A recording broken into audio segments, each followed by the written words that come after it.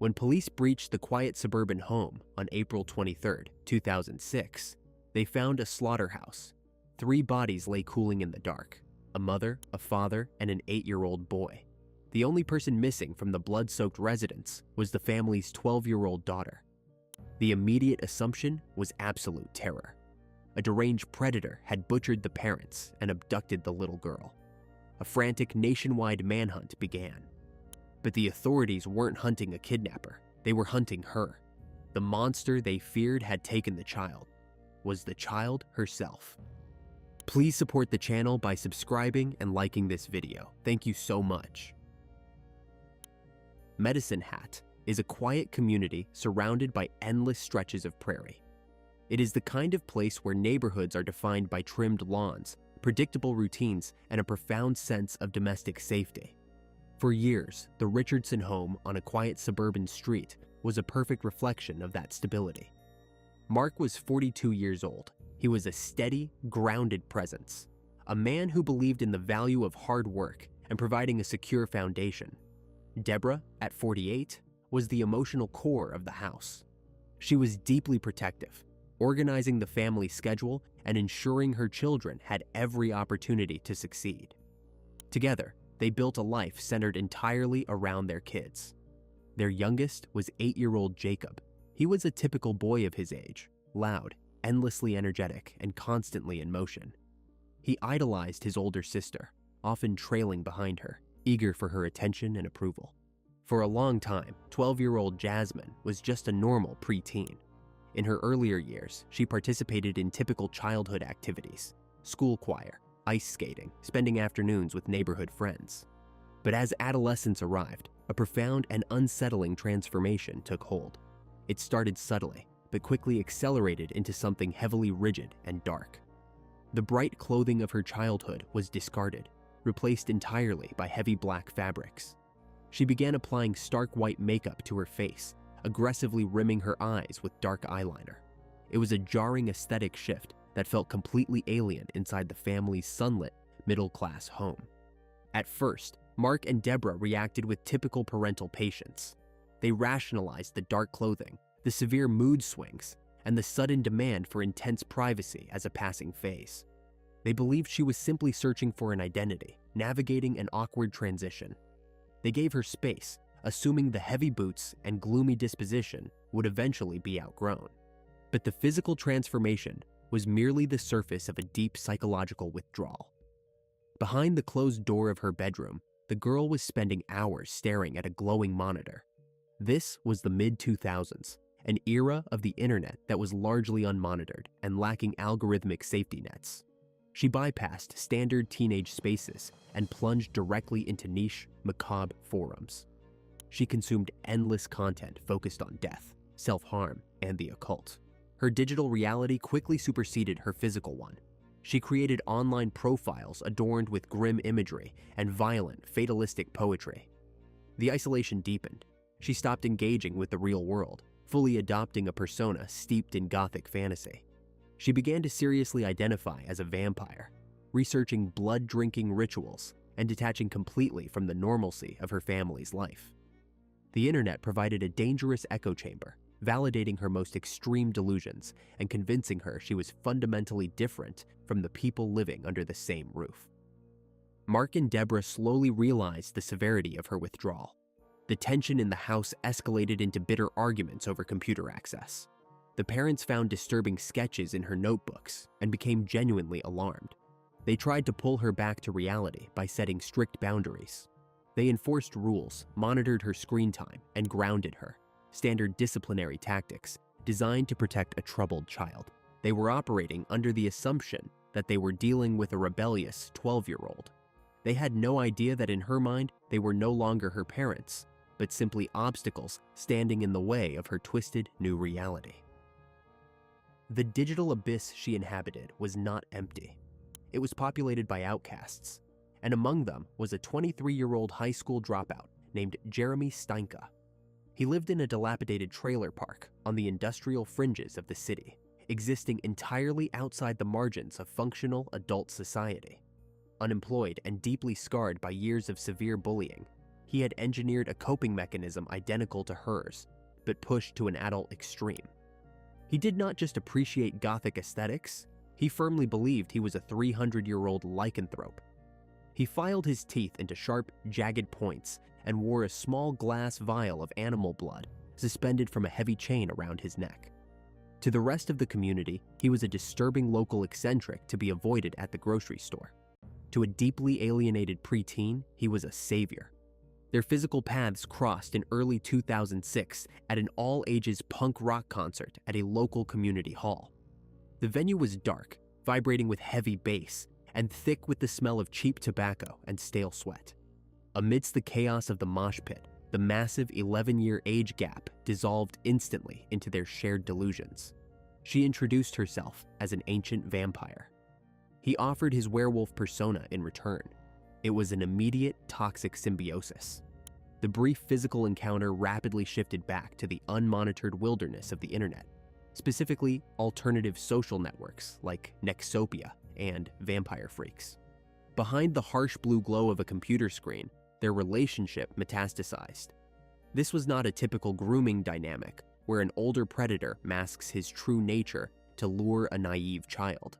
Instead, they fed directly into each other's darkest fantasies, building a fortified psychological bubble.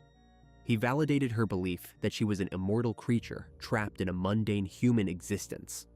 They exchanged digital vows, promising eternal allegiance. They discussed the taste of blood, the mechanics of immortality, and their perceived superiority over normal humans with terrifying sincerity. The 23-year-old man treated the 12-year-old girl not as a child to be protected, but as a dark queen to be worshipped.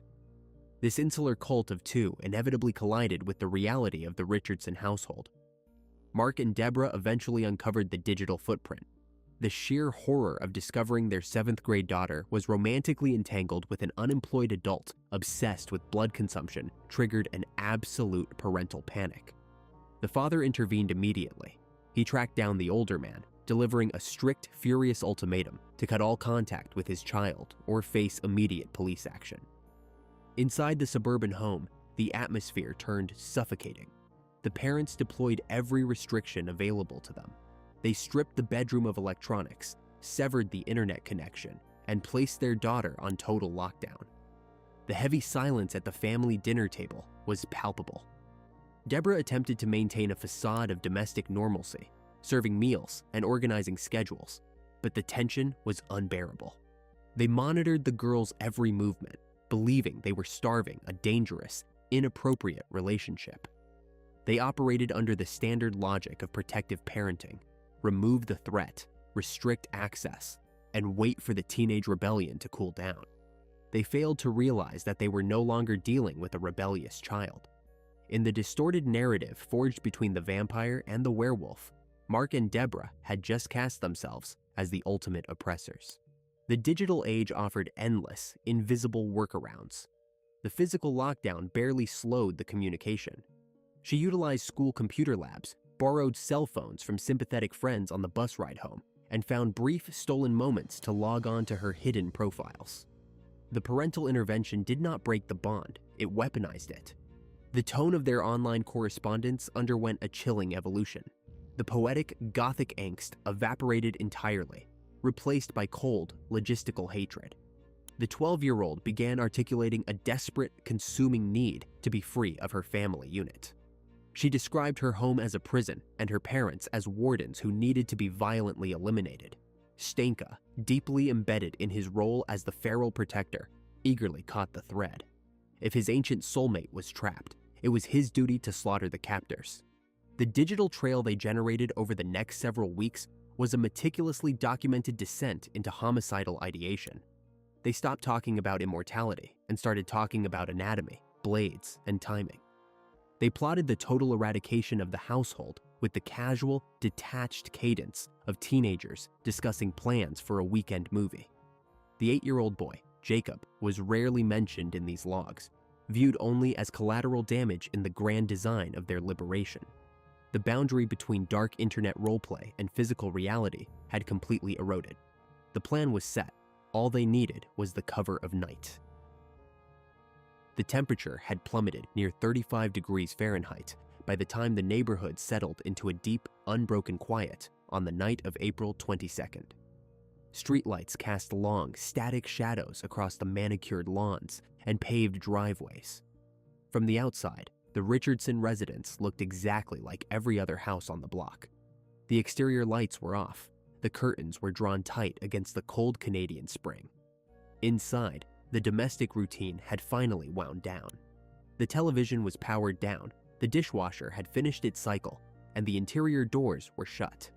It functioned exactly as a sanctuary should, a secure, locked box designed to keep the unpredictability of the world on the outside.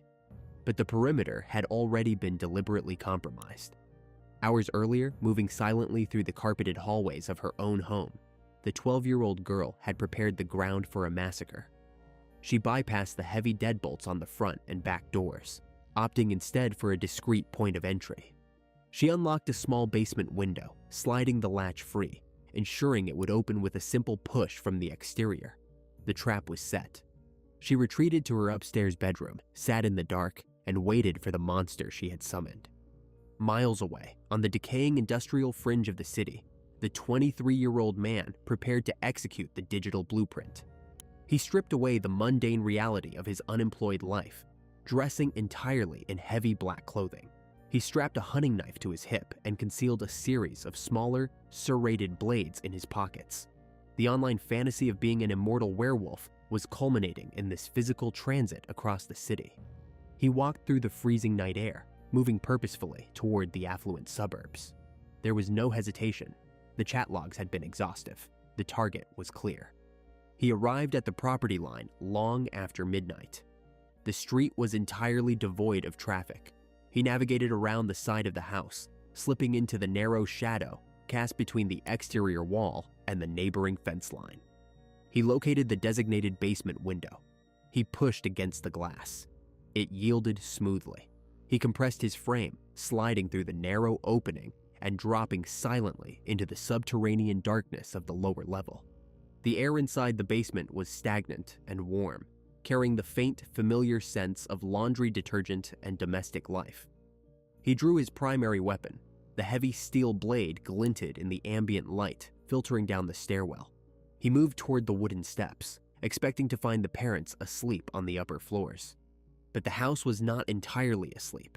Debra Richardson was still downstairs. The encounter was sudden, unscripted, and devastating. The violent collision of an internet fantasy with a living, breathing human being was instantaneous. There was no poetry to the attack. There was no dark romance or immortal ritual. Just the raw, desperate panic of a mother realizing an armed intruder had breached her home. She screamed. The assault was frenzied, brutal, and deafeningly loud. The werewolf fantasy evaporated, replaced by the ugly, chaotic reality of a physical butchery. The element of a silent, stealthy assassination failed completely. Marc heard his wife's terrified screams from the master bedroom on the upper level. He bolted out of bed, plunging down the narrow stairwell into the shadowy confines of the lower floor. He hurled himself into the melee, colliding heavily with the intruder. The father fought with absolute, desperate fury. He was a strong, grounded man fighting to save his wife and children, but he was unarmed, dressed only in his sleepwear, and fighting a younger man wielding a hunting knife in the dark. The struggle tore through the lower level. It was a chaotic, exhausting battle marked by the sickening thuds of bodies slamming against drywall and the breathless sounds of a fight for survival. Marc attempted to disarm the attacker, grappling for control of the blade. But the intruder drove the steel forward repeatedly. The physical exertion required to take a human life with a knife is immense, and the fight was brutally protracted. Blood sprayed across the walls, soaking into the carpets and ruining the pristine domestic space. Marc's defensive lines eventually broke. He suffered massive, catastrophic trauma. Both parents collapsed onto the floor, the life draining out of them in a rapidly pooling sea of dark crimson. The heavy metallic smell of copper quickly overwhelmed the stagnant basement air. The deafening noise of the slaughter echoed violently up the stairwell, tearing through the quiet of the second floor. It woke the 8-year-old boy. Jacob stepped out of his bedroom into the dark hallway. He was completely disoriented, terrified by the screaming and the heavy vibrations that had shaken the floorboards. He looked down the dark stairwell, calling out for his parents, but they were already gone. He looked around the shadows of the upper landing for his older sister. He found her. She was not hiding under her bed. She was not cowering in a closet. She was fully present, standing in the dark, watching the nightmare unfold with vacant, detached eyes. The timeline of what happened next is a chilling testament to absolute psychological ruin. The young boy realized the danger was moving up the stairs. He retreated, scrambling away from the stairwell, but the upper hallway offered no escape. He was cornered. The killer crested the top of the stairs. His black clothing was heavily saturated. His breathing was ragged. The hunting knife in his hand was dripping onto the carpet. The young boy begged for his life. He pleaded with the terrifying figure looming over him, and in his final moments of sheer terror, he looked to his older sister for salvation. He asked her for help. The girl offered no mercy. She watched the execution of her little brother with an emotionless void. The psychological conditioning of the chat rooms had fundamentally erased her humanity. She did not intervene to save him. She stood by as the blade descended.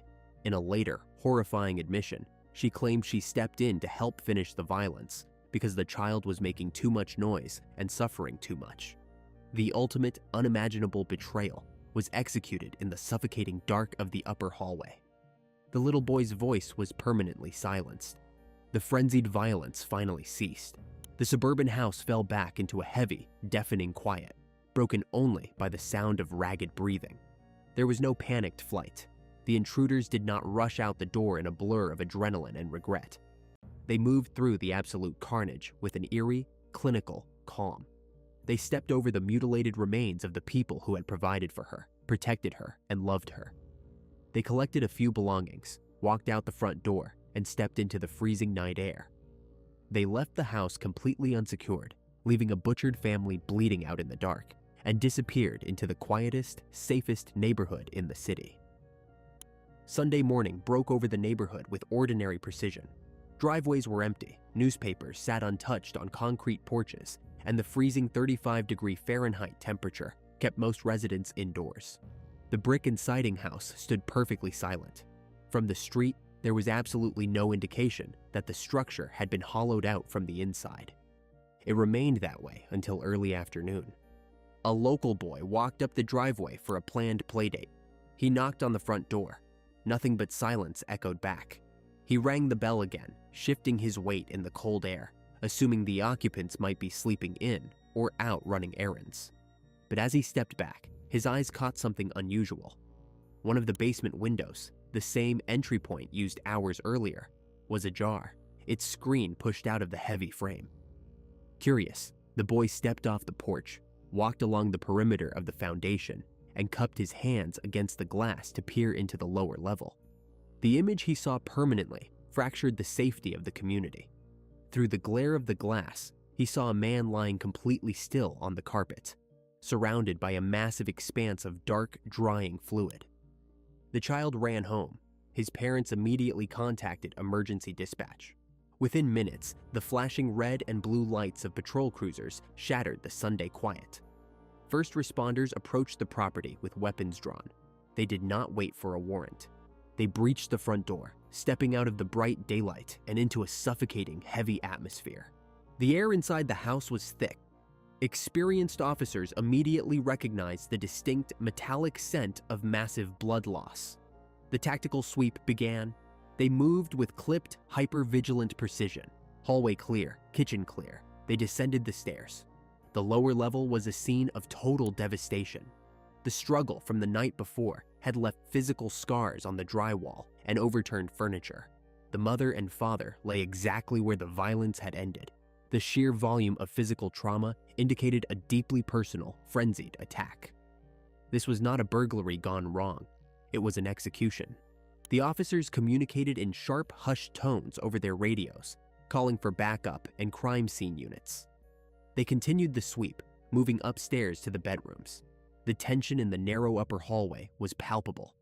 They pushed open the door to the child's room. It was empty. They found him on the upper landing. The boy had been subjected to the same merciless overkill as the adults downstairs. 3 bodies, 3 shattered lives. But the residence belonged to a family of 4. The tactical units tore through the remaining rooms, kicking open closets, checking under beds, searching for the 7th grader. Her room was empty. Her clothes were there, her belongings undisturbed. But the girl had vanished without a trace. The police immediately formed a terrifying hypothesis.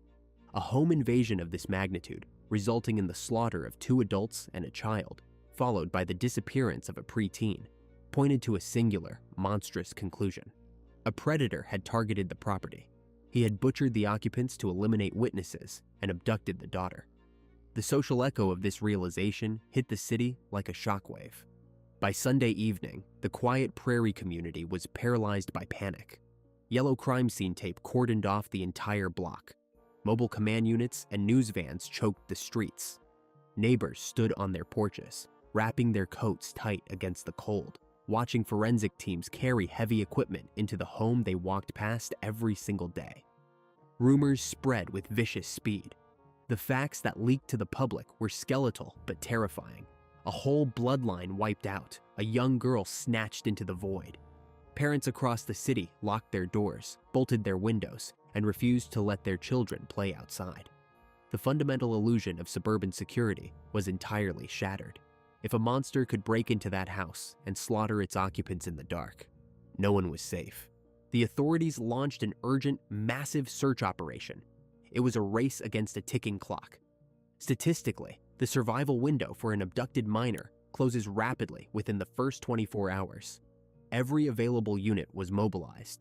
Helicopters equipped with thermal imaging swept the barren fields surrounding the city limits, expanding the grid across a 50-mile radius. Ground teams brought in tracking dogs, trying to catch a scent from the compromised basement window. Detectives set up a dedicated hotline, fielding hundreds of calls from terrified citizens reporting suspicious vehicles and transient individuals. They pulled neighborhood security footage, desperately looking for a van or a truck speeding away from the area in the early hours of the morning. Investigators stood behind podiums at hastily arranged press conferences, their faces grim, broadcasting descriptions of the missing child to the national media. They pleaded with the phantom abductor to show mercy. They urged the public to check open fields, abandoned properties, and rural roads for any sign of her. The narrative was firmly established in the minds of the police, the media, and the public. She was a victim. She was a terrified little girl being held captive by a butcher. Behind closed doors, crime scene technicians worked methodically through the blood-soaked interior. They dusted for prints, measured the spatter arcs, and began the grueling process of bagging evidence. They were looking for the microscopic mistakes a killer makes in the heat of a frenzy. A dropped hair, a footprint, a forgotten weapon. They needed a lead. They needed to find the predator before the missing girl became the 4th casualty. But as the forensic teams dug deeper into the physical evidence left behind, and as cyber investigators began tearing apart the digital infrastructure of the home's computers, the narrative of the abducted victim began to show structural cracks. The evidence in the house was not aligning with a random thrill kill. The entry was too clean. The targets were too specific. The authorities were running out of time, searching a massive radius for a kidnapped child, entirely unaware that their presumed victim was currently sitting in a pickup truck on a highway miles away, calmly eating fast food with the man who had just gutted her family. The first 48 hours of the investigation were entirely consumed by a phantom narrative. Operating under the heavy, suffocating pressure of a ticking clock, detectives poured every available resource into tracking local predators. Task forces combed through registries, knocking on the doors of individuals with violent histories, dragging them into precinct interrogation rooms for alibi verification.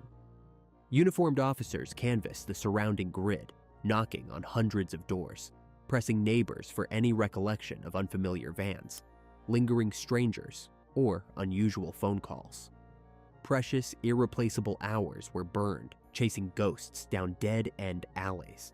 The command center hummed with a frantic, desperate energy, universally bound by the assumption that a 12-year-old was currently living a nightmare in the hands of a butcher. But inside the cordoned-off brick house, The physical evidence was telling a fundamentally different story. Crime scene technicians crawled through the wreckage of the lower level, documenting every drop of spatter and analyzing the geometry of the struggle. When they reached the basement window, the presumed point of entry, the narrative began to fracture. The frame was not splintered, the glass was entirely intact. Dust on the exterior sill was minimally disturbed, and more importantly, the locking mechanism showed absolutely no signs of forced entry. The technicians noted that the latch had been deliberately disengaged from the inside, leaving the window prepped to swing open with a gentle push. It was an invitation, not a breach. The inconsistencies multiplied exponentially on the second floor. Investigators analyzing the daughter's bedroom expected to find the chaotic aftermath of a violent abduction. A child dragged from her bed by a homicidal intruder would leave devastating physical markers: scuffed drywall, overturned lamps, torn bed sheets, perhaps a dropped shoe or a fingernail embedded in the carpet. Instead, the room was pristine. The bed was made. Belongings had been gathered methodically. The physical footprint indicated a voluntary departure, executing a packed bag and a quiet exit. The definitive breakthrough did not come from a fingerprint or a blood trail. It came from the clinical blue glow of the household computer. The cybercrimes unit seized the family's hard drives, bypassing the basic parental monitoring software to extract the raw browser caches and deep web histories. What they pulled from the hidden social media profiles completely paralyzed the investigation team. The detectives gathered around the monitors, scrolling through pages of digital correspondence, watching their entire victim rescue paradigm disintegrate in real time. They read the encrypted messages exchanged in the weeks leading up to the slaughter. They saw the meticulous, cold-blooded planning. The logs detailed the layout of the house, the sleeping arrangements, and the exact timing required to bypass the neighborhood's quiet hours. The investigators read the older man's explicit offers to eliminate the family unit, and they read the preteen's enthusiastic, eager consent. The terminology used in the chats was utterly devoid of human empathy, reducing the parents to physical obstacles that simply needed to be removed. The realization hit the command center like a physical blow. The missing girl was not a hostage. She was the architect. The atmosphere in the precinct inverted instantly. The frantic rescue operation was immediately terminated. The Amber Alerts were pulled from the regional broadcasting networks. Detectives drafted high-priority arrest warrants, redefining the targets. It was no longer a manhunt for a lone predator holding a child captive. It was a high-risk pursuit of two armed, extremely dangerous fugitives moving together as a unified front. Cellular tower data provided the next crucial vector. Investigators pinged the older suspect's phone, catching transient signals bouncing off rural towers along the eastbound highway. They were moving steadily across the vast, freezing expanse of the prairie, putting miles of empty asphalt between themselves and the slaughterhouse they had left behind. The psychological disconnect exhibited by the fugitives during this transit was staggering. Highway surveillance footage and financial records painted a surreal picture of the morning following the massacre. There was no panicked, high-speed flight into the wilderness. There was no erratic behavior typical of criminals running on pure adrenaline and regret. Roughly 100 miles away from the crime scene, the couple pulled their pickup truck into a fast food drive-thru. They ordered a meal, paying casually at the window. They sat in the cab of the truck, eating their food in the cold daylight, their dark clothing still stiff with the physical evidence of the night prior. They conversed quietly, acting entirely like an ordinary couple embarking on a mundane weekend road trip. The absolute absence of remorse, the sheer ability to consume a meal hours after orchestrating and executing the butchery of an entire family, deeply disturbed the veteran investigators tracking their movements. The pursuit culminated in the remote, dusty town of Leader, Saskatchewan. The cellular pings localized the fugitives to a small commercial strip. Tactical units from neighboring jurisdictions quietly converged on the area, setting up a heavily armed perimeter. The authorities anticipated a violent standoff, knowing the male suspect was heavily armed and operating under extreme fatalistic delusions. The apprehension, however, was entirely anticlimactic. When the tactical teams breached the suspect's location, demanding immediate surrender, the immortal werewolf and his dark queen offered absolutely zero resistance. They were pulled from the vehicle, slammed against the frozen concrete, and placed in heavy steel cuffs. The older man surrendered his blades without a fight, his menacing internet persona evaporating under the harsh, physical reality of drawn rifles. The 12-year-old girl stood perfectly still as the handcuffs locked around her small wrists. She did not cry. She did not ask for her parents. She merely stared at the arresting officers with the same cold, vacant detachment that had terrified her younger brother in his final moments. The fugitives were separated, loaded into the back of secure cruisers, and transported back toward the city they had just destroyed, leaving the investigation to transition from a physical manhunt into an unprecedented legal nightmare. Inside the precinct, the interrogation rooms presented a jarring psychological contrast. Under the harsh glare of fluorescent lights, the older suspect's gothic facade completely dissolved. He abandoned his feral persona, weeping openly and claiming heavy intoxication. He desperately attempted to frame himself as a pawn manipulated into violence, seeking sympathy from the detectives while minimizing his role in the butchery. Across the hall, his young accomplice exhibited no such collapse. She sat rigidly, recounting the slaughter with a flat, clinical precision that deeply unsettled veteran investigators. There were no tears or pleas for forgiveness, only a chilling irritation that her grand escape had been thwarted. The subsequent legal proceedings navigated unprecedented territory. Bound by statutory age limits, she could not be tried as an adult. She ultimately became the youngest person in the nation's history to be convicted of multiple first-degree murders. The justice system was fundamentally unequipped for a child orchestrating this level of premeditated carnage. Her sentence was strictly capped, a maximum 10-year intensive custody and rehabilitation program. The 23-year-old faced the full weight of the adult court. Stripped of his delusions, he was convicted on all counts and handed a mandatory life sentence without the possibility of parole for 25 years.